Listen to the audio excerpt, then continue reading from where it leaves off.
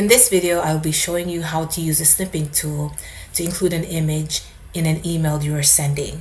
That is through Microsoft Outlook and also Gmail. So the first thing you want to do is to go to the search bar at the bottom of your computer and start typing snipping tool.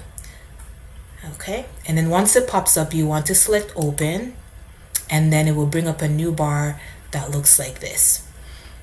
So before you get ready to capture your image, you want to make sure that the image is up. It could be from an article, it can be from a Word document, it can be from a PDF, anything that you're trying to capture. So for me, I will be capturing this chart right here from the National Center for Health Statistics.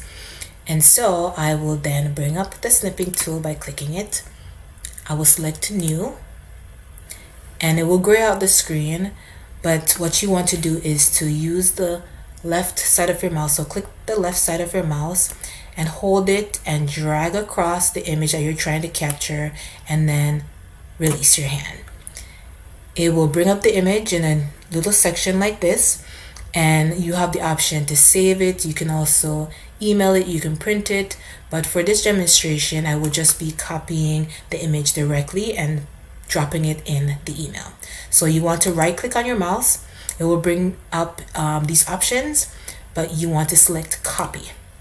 So now that you have pretty much clipped the image, you want to go to your email. I will start with Outlook. The Outlook is already up. So what you want to do is to right click on your mouse and then just select paste. And of course you would include the subject line, and then you can send it to whoever you want to send it to. Then for demonstration of Gmail, it is the same thing. You will just right click and select paste. The image will pop up and you do the same thing, add recipient, the subject line, and then you send it. So that's an easy way to be able to include an image in an email.